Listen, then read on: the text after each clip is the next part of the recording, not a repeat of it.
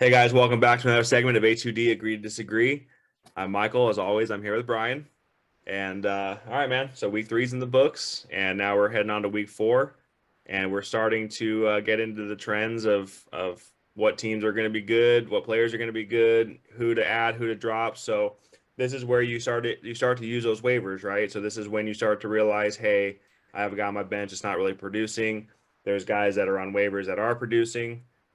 So this is the time where you start making those roster adjustments. So, first and foremost, man, like, do you have a waiver strategy this week? Do you have anybody that you're targeting like right off the bat that's like really, really high on waivers? Yeah, well, I'll get into this one real quick. That's easy for me, and it's for my other league actually, not the one that you and I are in. But I have David Montgomery, and I am putting in a waiver for Khalil Herbert, who I actually just dropped like a week or two ago. I had them both, and Monty started getting that volume back. And I needed a spot because I had Mike Evans suspended, Chris Godwin out. So I needed that spot to pick up a spot start receiver, and I actually picked up Sterling Shepard. And he goes down, right? Yeah. So yeah, I definitely got some maneuvering to do. I got some working to do, but I got that one in for Khalil Herbert. He's my top waiver, and fortunately in that league he's available. That league we have one less bench spot, so there's actually quite a few more guys to choose from in that league. In our league, we got some slim pickings. Yeah. So yeah, you got to be strategic in whatever kind of league you're in. But yeah, definitely I got one in for Khalil Herbert. So I mean, if you guys don't have him on the roster, you saw what he can do. And honestly, I think he's like the number 7 leading rusher in the NFL right now. He just had like 30 points once he got that volume. So he and I actually had him on my starts list last week before the injury because dude's been producing. That's a 1-2 punch down there, and he's got some juice. I don't want to compare him to Chubb and Hunt, but dude, they get almost a 50-50 split sometimes. He gets drives, and he's almost a little bit better out of the backfield. He's got some burst to him. Mm-hmm. I like him, man. I had him a little bit last year. So Khalil Herbert, he's definitely a guy that go get him if he's available. Yeah, unfortunately, in both my leagues, man, like our league and my other league, he's not available. He's already been picked up. He got drafted, I believe, in our league, and I think that he was a waiver ad like 2 weeks ago. I made the mistake of not adding him as my handcuff to David Montgomery. I'm luckily enough, I'm deep enough at running back in that league to where it's not going to hurt me that much. But he's day to day, so I mean, it's luckily not a season-ending injury, but yeah, Khalil Herbert right now is going to be the number one waiver ad. What he just did on Sunday. So I mean, if he's only, I think he's only on 25% of rosters, and so he's available in 75% of leagues. Like, yeah, he needs to be rostered. He needs to be rostered from here on out, and he shouldn't hit waivers again. So Right. once you roster him, like hold him, and if something else happens to Montgomery, this guy becomes borderline RB1. I mean, we just saw it on Sunday. He got like what 25 plus touches and 150 plus rushing yards and a touchdown. Like, and this guy, like you said, he has bursts. He has more bursts than Monty does. It's just Monty always has been a volume guy. So yeah, Khalil Herbert number one. Number two on my list. I was high on this guy going into the season, so you're going to disagree with me here because I'm jumping the gun on this one. But it's James Cook. Okay, and hear me out. So James Cook, the last 3 weeks, first week he had that unfortunate fumble, right, in his first ever carry, and then got benched. Week 2 against the Titans, he got 11 carries for 40-something yards. Now this last game, you started to see him in the pass game, so he's starting to progress in that offense. And I think going forward, I don't know if you want to use like one of your top waiver priorities on him, but I think if you really, really need a running back, I think something at the back end, this guy is going to start progressing. If something was to happen to Singletary, this is the next guy up that's going to have a big impact in his offense. Yeah, I mean, in the past game, it's him and Singletary. It looks like Zach Moss is the third guy as far as the pass game goes, but he just had a 50-yard run, Zach Moss, and he runs hard. He's a big boy. So that's a sketchy one for me. Definitely, I wouldn't use a waiver on it, but it's worth. You don't want to be in a situation where you have to use a waiver also. So if you're in a luxury spot to where you can grab them, yeah, that makes sense. But I wouldn't use a waiver on him. That's for sure. James, as far as he goes. I got a guy. I mean, this week for me, we saw your boy Joe Mixon. He went down a little bit, and so we saw Samaje Perine. We saw, was it Swift, right? DeAndre Swift. I think he might be out for a week or two. So you got Jamal Williams, who, and actually in my other league, like I said, there's one less spot, so there's actually quite a bit of people available, and he's one of them. And he's actually RB8 on the season right now. Jamal Williams on Detroit. So Samaje Perine, Alexander Madison, Dalvin Cook left the game with the shoulder. So some of these RB1s got banged up a little bit. And if you guys don't have these handcuffs for them, especially those names that I just mentioned, those are legit handcuffs that I know Samaje Perine, a lot of people don't like to roster him because Mixon has handled that workload. But, I mean, if he were to miss time, Samaje is going to get all that work. So if you have Mixon especially, he might be worth a handcuff. Are they none of these injuries are serious. They all seem day to day. So do you use the waiver claim on that? And honestly, that depends. Where you at in the standings? Are you in a situation where you need to use the waiver? Because that you might need you need to, obviously. But if you're 3-0, sitting pretty, you might need to just wait a little bit and see if one of these guys are available, and you might not have that need. So it all depends kind of on your roster standings and your needs, and if you have the injuries going on. Yeah, man, I'm glad you brought that up. Like where you're sitting in the standings. I think a guy because I have Samaje Perine written down. For me, I have Joe Mixon. So for me, I'm not going to use a waiver claim on him because I'm waiver claim 2 right now, and I'm 3-0, and I have that luxury of not having to do that. But I do have Joe Mixon, and he is a valuable pickup for me. So if he clears waivers, then Wednesday morning at 12:15, like that's who I'm going after, and I'm probably going to add him because he's worth it to me. Now, is he worth it to somebody else on their roster? Right. To you, he is, yeah. Zach Taylor already said that Joe Mixon is going to be good to go. Those words right there kind of drop Samaje's value to anybody that doesn't have Joe Mixon. Last case scenario, worst case scenario at the last minute, Zach Taylor could say, "Hey, Joe Mixon's going to sit this one out because it's a Thursday night," and that's when Samaje could have a big game. But again, if Joe Mixon's in, he's a workhawk. And Samaje's value is only there. He only had value in that game once Joe came out of that game in the third quarter. So that's kind of where I sit on Samaje. If you have Joe Mixon, you have to go. And let's say you're in 7th or worst place in your league, yeah, you're going to use a waiver on Samaje because you need to have that luxury. If you're sitting in the top 3 and you have a top 3 waiver, like you don't need to use it yet. Wait to see if he clears, and if he clears. If not, obviously it's not detrimental to your team. So, just wait to sit on that is all I got to say about Samaje. Running back, the last running back I have on here is Kenneth Walker. He's the RB2 right now in Seattle. Rashad Penny, it seems like he might be starting to slow down a little bit, and Walker is starting to – the rookies, and that's kind of how it goes with some rookies. You can kind of see the same thing with Dameon Pierce. Like he started slow, but he's getting more and more work.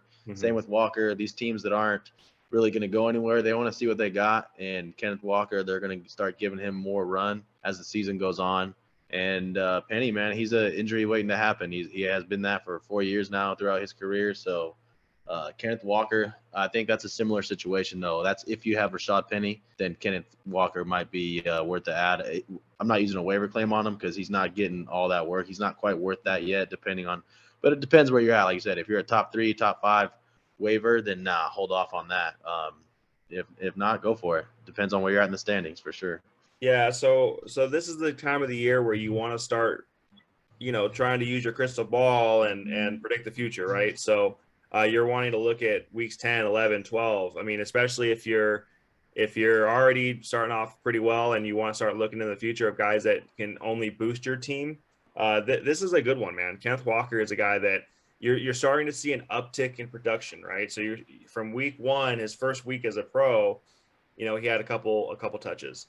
You want to see the progression, so he definitely saw progression in this game, this last week, and he might see more coming in week 4. So that's a good one, man. That's somebody that, again, you don't know if you necessarily want to use a waiver on him, but if he's sitting there on Wednesday afternoon and you have an open spot or you have a free drop, that's somebody that you can go and you can use a free ad and, just sit there and stash them and see what happens. So going into receivers, man, there's quite a few on this list. There were some Yeah. injuries that happened this week. The first one, I think, only because of his production against the Chargers, was Zay Jones. I think this is the big one that everybody's kind of talking about right now. That offense looks really, really good, like really, really good. Over the last 2 weeks, I mean, they've beaten two pretty good defenses, right? I mean, the Colts and Chargers were defenses we were talking about preseason being in the top 5, if not top 10, and they went in and they smacked both teams, and they did it offensively. Trevor Lawrence is a quarterback I have on my list here that I'm going to talk about here in a second. But Zay Jones, man, he's a piece of that offense, and that offense just seems like it's getting better and better and better. And Zay Jones is the number 2 option there, but it may not be a bad thing to have any option there. Dude, like you hit it, man.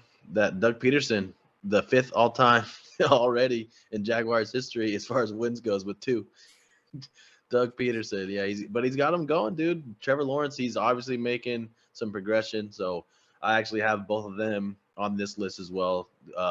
And how could you not after that? I think he had 10 catches and a touchdown. So yeah, Zay Jones, that's kind of an easy one. I had him on here too. Another easy one, let's get him out the way, is I forget the first name, Dubes, though, on the Packers. Yeah, He just went in and Dubes or Dobbs. I hear Aikman calls They were him calling him Dobbs. Dobbs. I mean, They were calling everybody him Dobbs all game. Yeah, some they're people calling call him him Dubes, Dobbs some people call him Dobbs. Yeah, whatever your name is, but you balled out last week, and the volume. Sammy Watkins went to IR for 4 weeks last week, so he is a guy that, to me, he got some Devontae Adams comparisons during the game. I heard from Matt LaFleur, and he is the guy. I know they got Lazard as their wide receiver 1, but to me, like, this dude obviously had a lot more juice. Like, he knows the system. He's going to be in the offense, and Lazard might be on the field more, but this dude, he's got a lot more juice. So, he's going to get run. And then even Christian Watson, for that matter, I think that when he comes back, because he needs somebody else to throw to. Lazard is the possession guy, does the dirty work, but those explosive guys, almost like Valdez-Scantling has been over the years. I think Watson is going to be one of that kind of like that role for him. And then, Dubes for sure. Dubes, Dobbs, however you want to call it, go get him, man. I don't think it's going anywhere. Might be here at least for the next 3 or 4 weeks. But even then, is Sammy Watkins, if he gets something going, is Sammy Watkins going to come in and take that back? No. They're gonna keep going with the kid, especially if he's got it rolling, and it looks like he does. I thought Sammy Watkins was actually kind of a weird pickup for them. I thought they, after this draft, him being in the top core. I mean, everything I saw or heard about Romeo Dobbs going into the season, all these comparisons of Devontae Adams and this and this and this. There's really 2. Like Christian Watson, you could see in the first 3 games are trying to get the ball. First 2 games, he was out last week, but they were trying to get the ball in his hands. I mean, he dropped a 75-yard touchdown. They were trying to get him on, reverses, and they were trying to get the ball in his hands. He hasn't really contributed yet, but Romeo Dobbs, like the option or the time he's had, the opportunity he's had, he's converted on him. So going forward, he's got a lot of trust in Aaron, and that's probably Aaron's maybe his biggest flaw in his game is he'll target one guy. He'll target one guy if he trusts you, type thing. It's crazy. I know Devontae misses his ass though, because he'll do that, but he'll do it accurate as all hell, man. Yeah. But I mean, like that. I don't know if it's necessarily a flaw, but he'll do that, and then that fantasy value. Now down in the red zone, I think Alan Lazard. You mentioned him for a second. I mean, I do roster him. I'm high on him. Down in the red zone, he's the guy that Aaron's kind of targeting. So he still holds a lot of value too. Yeah, he's pretty safe, and like as a wide receiver 3/flex, like you can go a lot worse than Lazard, that's for sure. Like he's still got his value. I just think like as far as big play go, like big games, like 30 pieces, it might be one of Dubes or Dobbs or Watson. And once they get back to Green Bay, man, and Lazard's still trying to come back from an injury also. And then that game against the Bucks, man, I mean, I don't know if anybody saw this, but that dude was dealing with some dehydration and he was trying to get some orange Gatorade in him. He got that touchdown and then all that Gatorade came out. So, that was a rough game for them. As the year goes on, again, when you're trying to look into your crystal ball, I think that those 2 receivers are going to be Aaron's guys. He's still, Aaron Jones out of the backfield. He's still going to get a lot of work in the pass game, but if you're going to roster a Packers receiver right now, it's going to be one of those 2 guys, Lazard or Dobbs. The next one I have on my list, it's a guy I just went and picked up, man. And you talked about Sterling Shepard went out, is Richie James Jr. Okay, so I am not saying this because I picked him up last week. I'm saying this because of a mixture of what has happened over the first 3 weeks. He's averaging about 10 points a week and the Sterling Shepard injury. So I think that That's not bad. Yeah, I think, and he's not a big name. He's not a huge name, but if you look at that offense, they are a catch and run offense. He's their punt returner. He's got some speed. He's even catching some balls on some routed catches. And you look at other guys in that offense, Kadarius Toney, who's always hurt.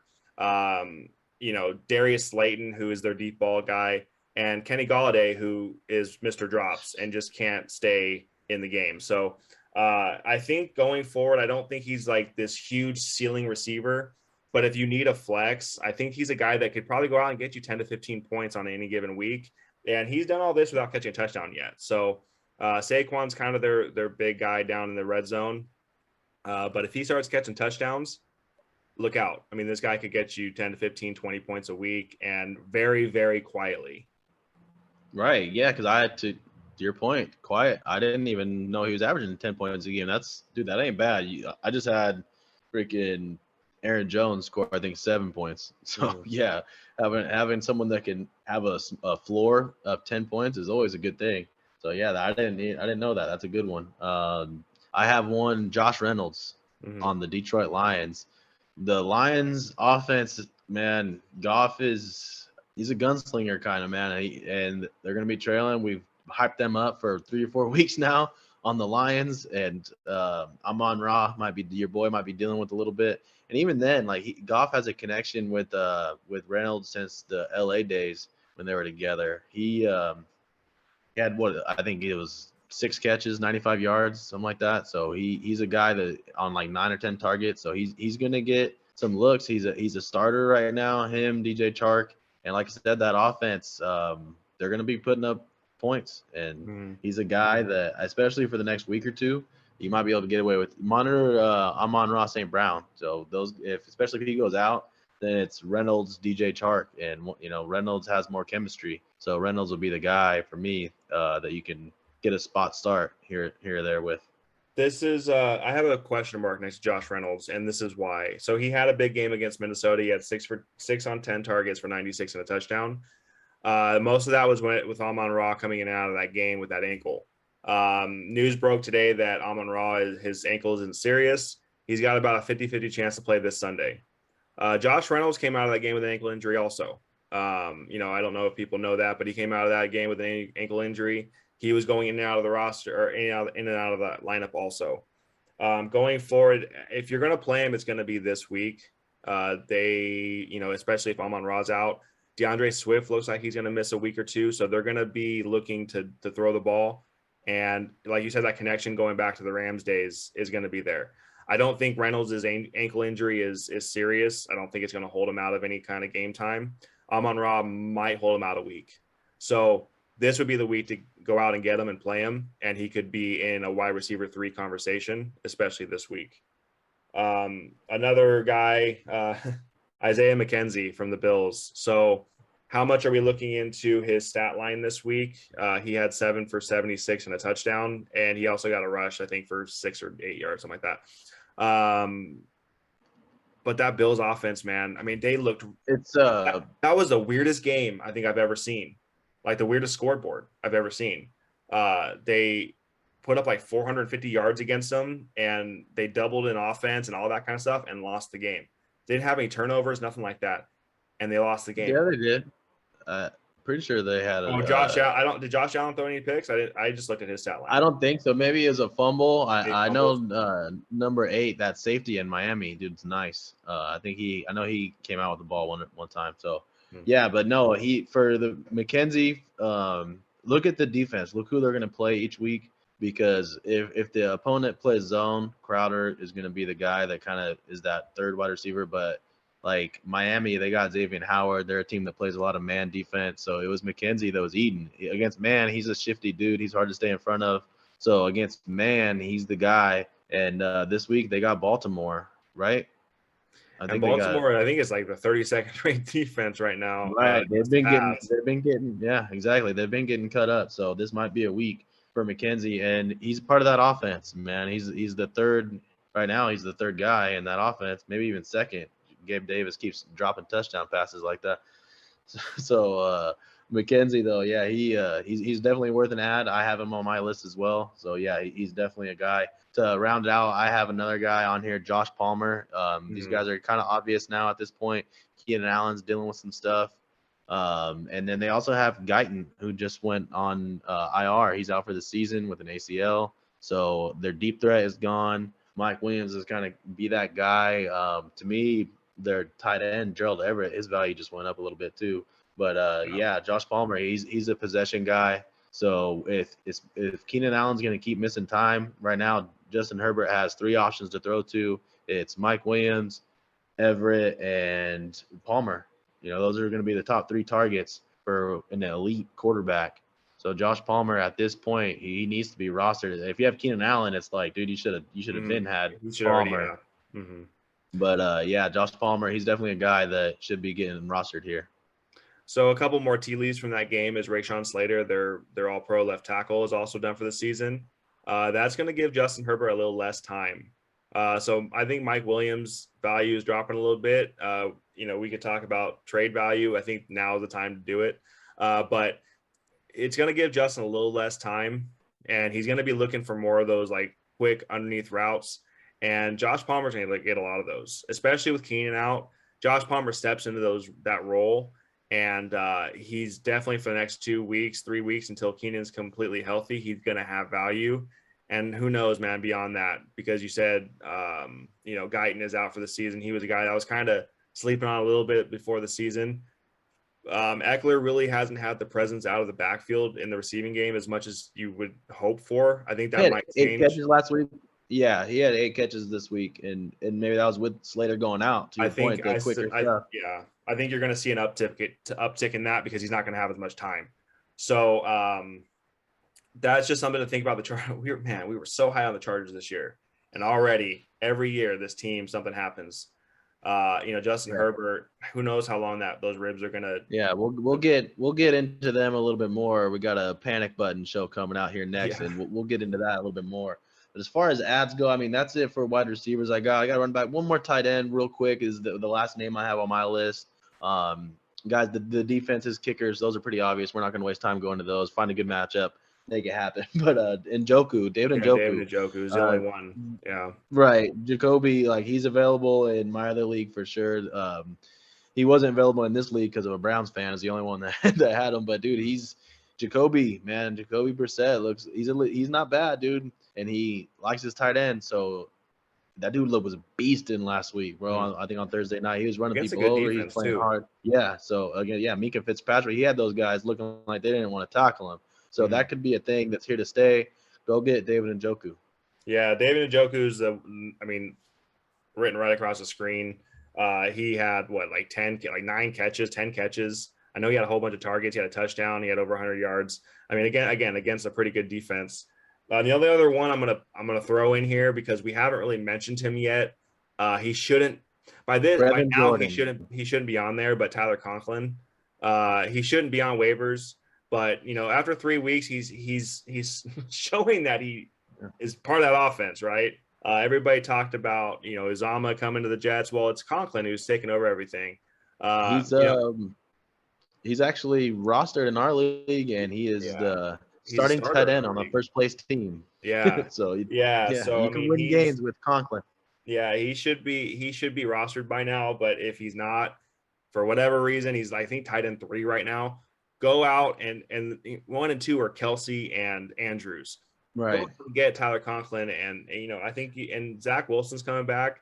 That's gonna boost. He hasn't even blown up yet. If he's tight end 3 and without even going off like that yet, dude, that's just a safe floor. And at that position, that's what's important because that position is like you just said. There's only 2 guys that are really separating themselves right now.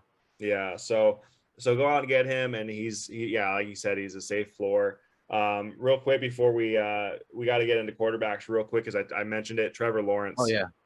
So Trevor Lawrence is a guy that you can roster now and maybe go forward with him as your quarterback.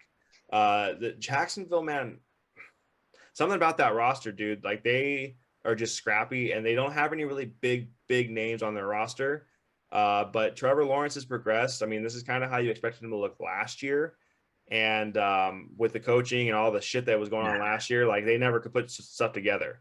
I think he's looked a lot. We talked about in preseason, he's commanding the offense now.